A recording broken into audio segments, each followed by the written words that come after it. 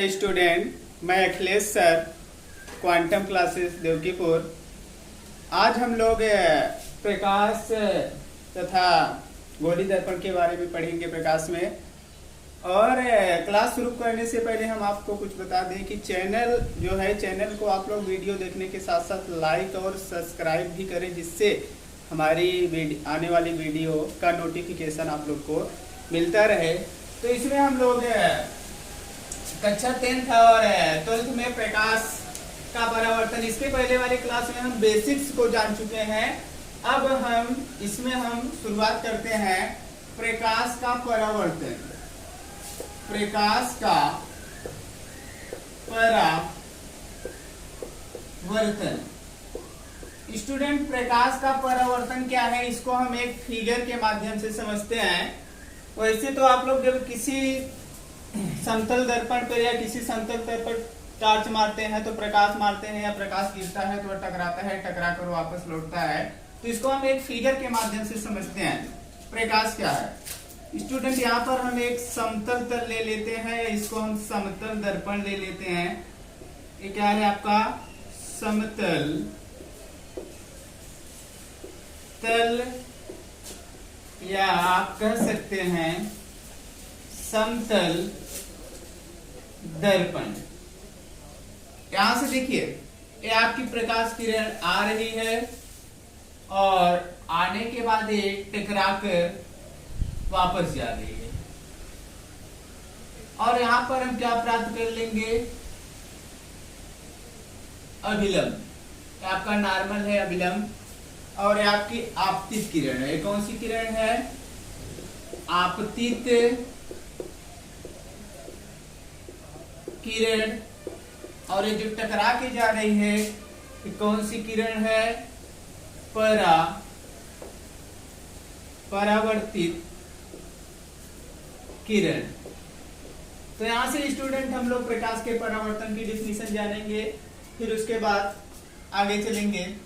तो प्रकाश का परावर्तन कहते किसे हैं स्टूडेंट? जब प्रकाश किरण किसी चिकने तल या समतल तल से टकराकर पुनः वापस लौट जाती है, तो इस घटना को ही प्रकाश का परावर्तन कहते हैं। फिर से एक बार हम लोग समझ लेते हैं। जब प्रकाश किरण किसी चिकने तल से टकराकर पुनः वापस लौट जाती है, तो इसी घटना को क्या कहते हैं? प्रकाश का परावर्तन कहते हैं। यहाँ पर आने वाली प्रकाश किरण आपतित किरण, और तल से टकराकर जाने वाली प्रकाश किरण क्या कहलाती है? परावर्तित किरण कहलाती है। उसके बाद यहाँ पर अभिलंब, फिर उसके बाद हम लोग समझेंगे अपवर्तन के नियम।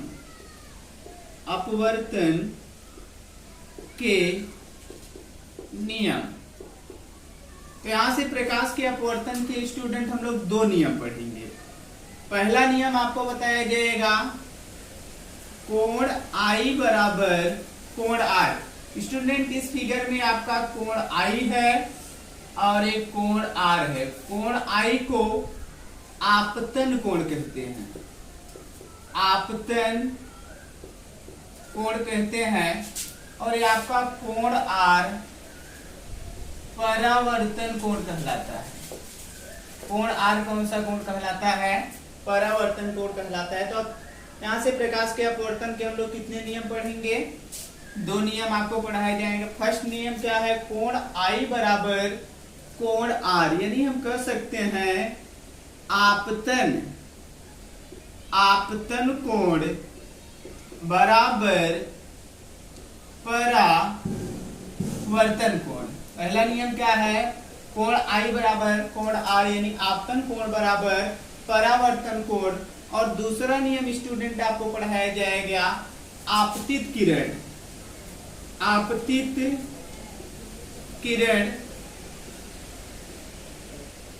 परावर्तित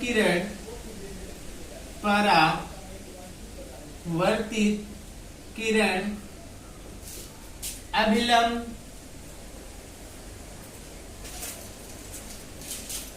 तीनों एक ही तल में होते हैं, तीनों एक ही तल में होते हैं। तो यहाँ से हम लोग प्रकाश का परावर्तन पढ़ चुके हैं। प्रकाश का परावर्तन क्या है? जब प्रकाश किरण किसी चिकने तल से टकराकर पुनः वापस लौट जाती है तो इस घटना को प्रकाश का परावर्तन कहते हैं। प्रकाश के परावर्तन के दो नियम हैं। पहला नियम कोण I बराबर कोण R, आपतन कोण बराबर परावर्तन कोण, और दूसरा नियम जो है आपतित किरण, परावर्तित किरण तथा विलंब तीनों एक ही तल में स्थित होते हैं, एक ही तल में स्थित होते हैं। स्टूडेंट आप लोग तुरंत स्क्रीनशॉट ले लीजिए, फिर इसके बाद हम आगे चलते हैं।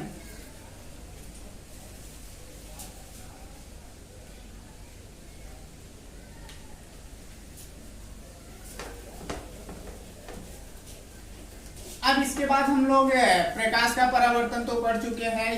इसके बाद हम लोग प्रतिबिंब का अध्ययन करेंगे। प्रतिबिंब स्टूडेंट इमेज क्या है? कहते हैं कि हमारी इमेज खराब हो गई है। प्रतिबिंब, प्रतिबिंब कहते किसे हैं? हम लोग की परछाई बनती है या चलते हैं तो परछाई से आप लोग परिचित होंगे। प्रतिबिंब आज हम लोग इसके बारे में अध्ययन करेंगे कि प्रतिबिंब है क्या। स्टूडेंट जब प्रकाश किरण किसी तल से टकराती है तो टकराने के बाद जिस बिंदु पर जाकर मिलती है, जैसे यहां से टकरा के कहीं दूसरे स्थान पे जाके मिलेगी, जिस बिंदु पर मिलेगी या मिलती हुई प्रतीत होती है उसे ही क्या कहते हैं? प्रतिबिंब कहते हैं। यानी प्रकाश किरण किसी चिकने तल से टकराकर जिस बिंदु पर मिलती है या मिलती हुई प्रतीत होती है उसे ही क्या कहते हैं? प्रतिबिंब कहते हैं। प्रतिबिंब हम लोग दो प्रकार, प्रतिबिंब कितने प्रकार से पढ़ेंगे? दो प्रकार का। एक वास्तविक, एक जो होता है वास्तविक प्रतिबिंब, वास्तविक प्रतिबिंब,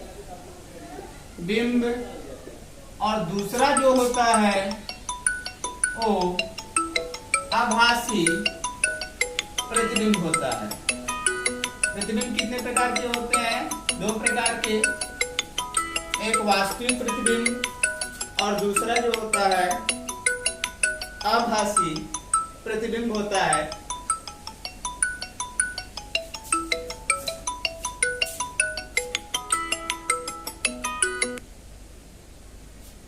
स्टूडेंट प्रतिबिंब कितने प्रकार के होते हैं? दो प्रकार के, एक वास्तविक प्रतिबिंब और दूसरा आभासी प्रतिबिंब। वास्तविक प्रतिबिंब क्या है?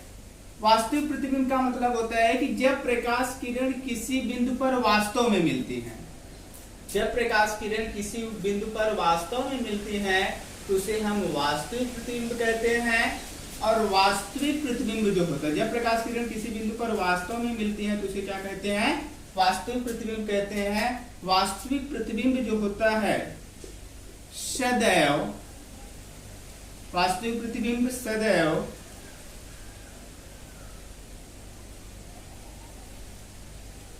उल्टा बनता है। वास्तविक प्रतिबिंब क्या होता है? सदैव उल्टा बनता है और इसे पर्दे पर प्राप्त किया जा सकता है। इसे पर्दे पर प्राप्त किया जा सकता है। वास्तविक प्रतिबिंब क्या होता है? सदैव उल्टा बनता है और इसे पर्दे पर हम प्राप्त कर सकते हैं। दूसरा जो होता है आभासी प्रतिबिंब होता है। आभासी प्रतिबिंब क्या है? जब प्रकाश किरण किसी बिंदु पर आभास होती हुई प्रतीत होती है तो उसे हम क्या कहते हैं? आभासी प्रतिबिंब कहते हैं। आभासी प्रतिबिंब सदैव सीधा बनता है। एक कॉन्सेप्ट आप लोग जानते रहिएगा, आभासी प्रतिबिंब क्या होता है? सदैव सीधा बनता है और आभासी प्रतिबिंब को पर्दे पर प्राप्त नहीं किया जा सकता, प्राप्त नहीं किया जा सकता। तो यहाँ पर हम लोग इमेज के बारे में, प्रतिबिंब के बारे में जान चुके हैं। प्रतिबिंब कितने प्रकार के होते हैं? दो प्रकार के, एक वास्तविक प्रतिबिंब और दूसरा आभासी प्रतिबिंब। वास्तविक प्रतिबिंब जो होता है सदैव उल्टा बनता है, इसे पर्दे पर प्राप्त किया जा सकता है। और जो आभासी प्रतिबिंब होता है, आभासी प्रतिबिंब सदैव सीधा बनता है, इसे पर्दे पर प्राप्त नहीं किया जा सकता। इसको आप फटाफट नोट कर लीजिए। फिर इसके बाद हम लोग दर्पण के बारे में अध्ययन करेंगे।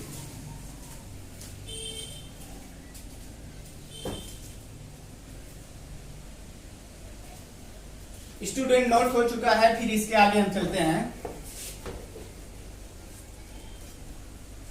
स्टूडेंट इसके बाद हम लोग जानेंगे दर्पण क्या है। मिरर, मिरर लगभग सबके घरों में होगा, आप लोग परिचित भी होंगे मिरर से। स्टूडेंट दर्पण बनाया कैसे जाता है? दर्पण जो होता है कांच से ही बना, जैसे कांच है, कांच को काट के एक तरफ कलई कर दिए जाए और दूसरी तरफ से प्रकाश का परावर्तन होता है, तो उसे हम क्या कहते हैं? दर्पण कहते हैं। दर्पण जो होता है वो दो प्रकार का होता है। मिरर कितने प्रकार का होता है? दो प्रकार का होता है। पहला जो होता है समतल दर्पण, पहला समतल दर्पण होता है, और दूसरा जो होता है वो गोलीय दर्पण है। गोलीय दर्पण, दर्पण कितने प्रकार का होता है? दो प्रकार का। पहला समतल दर्पण होता है और दूसरा जो होता है गोलीय दर्पण होता है। अब यहाँ पर हम लोग जानेंगे समतल दर्पण क्या है, फिर उसके बाद हम गोलीय दर्पण के बारे में जानेंगे।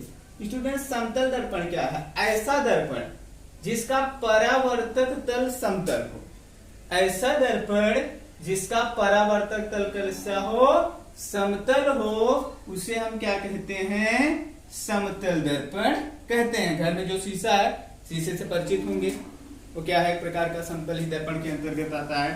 तो समतल दर्पण जो होता है, इसके द्वारा सदैव आभासी प्रतिबिंब बनता है। आभासी और सीधा कैसा प्रतिबिंब बनता है? आभासी और सीधा प्रतिबिंब बनता है। और दूसरा, यह इसका जो प्रतिबिंब होता है सदैव वस्तु से समान दूरी पर बनता है। समान दूरी पर बनता है। यानी इसका मतलब है जैसे समतल दर्पण है, अगर ये समतल दर्पण है, अगर वस्तु इधर 5 सेंटीमीटर पर रखी गई है, तो इसका प्रतिबिंब भी जो बनेगा वो कितने सेंटीमीटर पर बनेगा? 5 ही सेंटीमीटर पर बनेगा। इसका मतलब यही है। फिर उसके बाद हम लोग गोलीय दर्पण का अध्ययन करेंगे। स्टूडेंट गोलीय दर्पण जो होता है यह दो प्रकार का होता है। गोलीय दर्पण कितने प्रकार का होता है?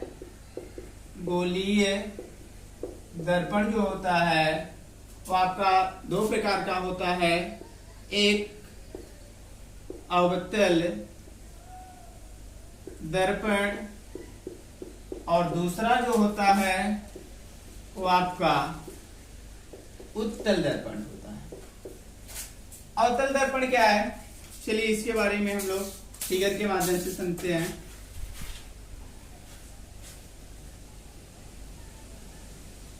स्टूडेंट आप लोग कांच के गोले से परिचित होंगे। ये आपका गोलीय दर्पण है। इसे इसको अगर ऐसे काट दिया जाए, इसको काट दिया जाए तो इसमें दो पार्ट निकलेंगे। एक पार्ट आपका इस तरह निकलेगा और दूसरा पार्ट आपका इस तरह निकलेगा। यानी दो पार्ट आपके निकलेंगे, एक पार्ट ऐसा निकल रहा है, एक पार्ट ऐसा निकल रहा है। तो यहाँ पर अवतल दर्पण क्या है? अवतल दर्पण का मतलब होता है ऐसा गोलीय दर्पण, ऐसा गोलीय दर्पण जिसके उभरे हुए तल पर कलई की जाए। किस तल पर?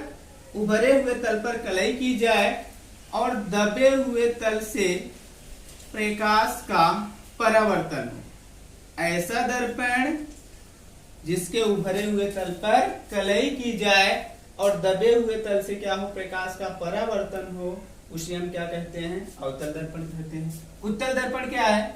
उत्तल दर्पण भी एक फिगर के माध्यम से हम लोग जान लेते हैं।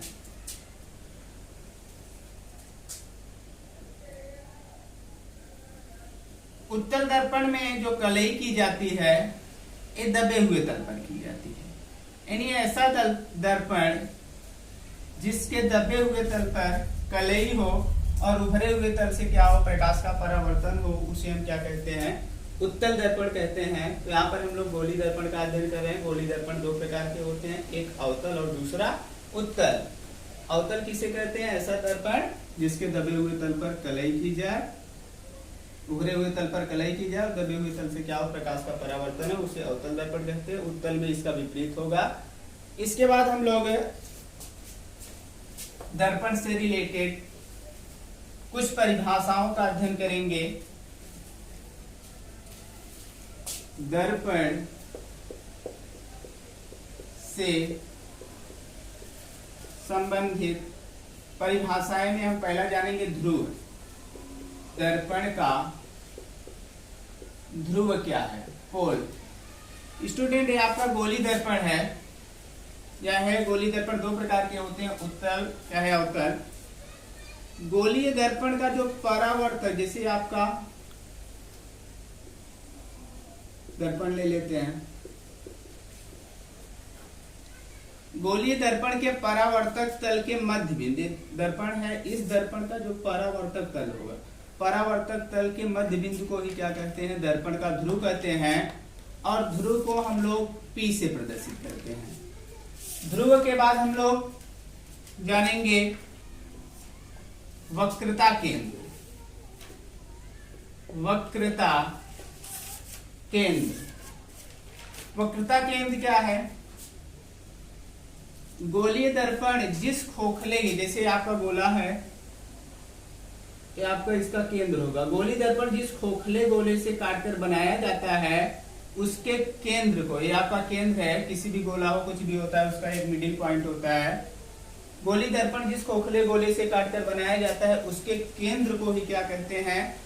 वक्रता केंद्र कहते हैं। और वक्रता केंद्र को किससे प्रदर्शित करते हैं? C से प्रदर्शित करते हैं। फिर उसके बाद हम लोग अध्ययन करेंगे मुख्य अक्ष। गोलीय दर्पण के ध्रुव और वक्रता केंद्र को मिलाने वाली जो सीधी रेखा दिख रही है, इस सीधी रेखा को ही हम क्या कहते हैं? मुख्य अक्ष कहते हैं। तो आज के लिए बस इतना ही। इसके आगे हम लोग अगली क्लास में अध्ययन करेंगे।